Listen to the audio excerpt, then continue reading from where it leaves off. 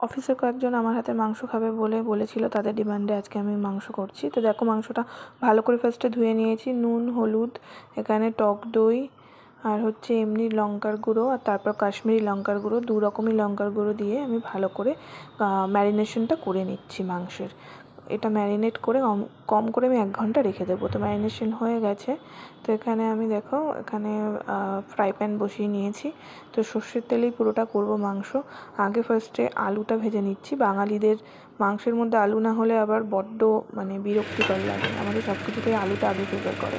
তো আলুটা আমি এখানে ভেজে নিচ্ছি। মাংসের মশলাটা আমি রেডি করছি।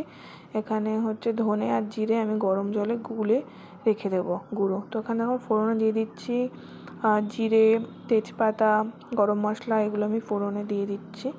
তো এটা একটু হয়ে আসবে, ভাজা ভাজা হবে, তারপর আমি দিয়ে দেবো কুচানো পেঁয়াজ। তো এখানে আমি কুচানো পেঁয়াজটা এখন ভালো করে ভেজে নেব। আর এখানে রসুন, আদা আর কাঁচা লঙ্কা বেটে আমি পেস্ট এখানে দিয়ে দিলাম। তো তারপর আমি লবণ আর হলুদ প্রয়োজন মতো আবার এখানে কষানোর সময় দিয়ে দিয়েছি। তো দেখো যেই মশলাটা আমি গরম জলে গুলিয়ে রেখেছিলাম ওটা আমি দিয়ে দিলাম।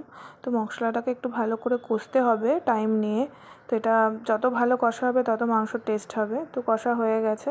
এখানে আমি ম্যারিনেশনের মাংসটা দিয়ে ভালো করে কষবো। তারপর আমি টমেটোটা পেস্ট করে নেব, পেঁয়াজটাও পেস্ট করে নেব। কিছুটা পেঁয়াজ আমি যেমন ভেজে নিয়েছিলাম কিছুটা পেস্টও দেবো, আর টমেটোটা পুরোটাই পেস্ট করে দেবো। তো এখানে দেখতেই পাচ্ছ পেস্ট দুটো ঢেলে তারপর আমি ভালো করে মাংসটা আবার একটু কষাতে দেবো। তো দেখো মাংসটা কষে গেছে। আমি এখানে ঢেকে ঢেকে কষাচ্ছি অনেকক্ষণ ধরে, যেহেতু কোয়ান্টিটি বেশি মাংসের তার জন্য। আলুটা আমি আগেই ভেজে রেখেছিলাম, তো আলুটা আমি পরে দিয়ে দেবো। এদিকে আমাদের ভাত বসিয়ে দিয়েছি, ভাত প্রায় হয়ে গেছে ইন্ডাকশানে। তো দেখো আমাদের মাংস কিন্তু অলরেডি রেডি।